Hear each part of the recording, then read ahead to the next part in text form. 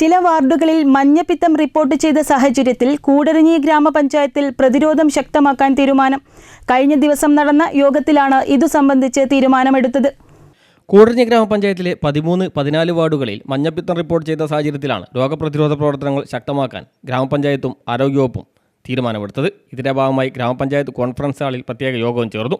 ഇതര സംസ്ഥാന തൊഴിലാളികൾ താമസിക്കുന്ന ഇടങ്ങളിൽ പ്രത്യേക പരിശോധനകൾ നടത്തുകയും ആവശ്യമായ ശുചിത്വ മാനദണ്ഡങ്ങൾ ഉറപ്പാക്കുകയും ചെയ്യും. ഹോട്ടലുകൾ, കൂൾബാറുകൾ, സ്കൂൾ ക്യാൻറ്റീനുകൾ എന്നിവിടങ്ങളിൽ ആരോഗ്യവകുപ്പിന്റെ നേതൃത്വത്തിൽ പരിശോധനകൾ ശക്തമാക്കാനും ഭക്ഷണപാനീയങ്ങളുടെ ശുചിത്വം ഉറപ്പുവരുത്താനും തീരുമാനിച്ചു. കുടിവെള്ള സ്രോതസ്സുകളുടെ ശുചിത്വ പരിശോധന, പരിസര ശുചീകരണം, ബോധവൽക്കരണ പ്രവർത്തനങ്ങൾ എന്നിവയും ഊർജിതമാക്കും.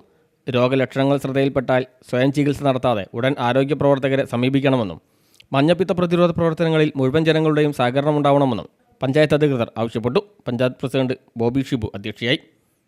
Vice president George Kutty Kakkadampoyil, medical officer doctor PK. Divya, standing committee ചെയർപേഴ്സൺമാർ, വാർഡ് മെമ്പർമാർ തുടങ്ങിയവർ സംസാരിച്ചു. News bureau, Koodaranji.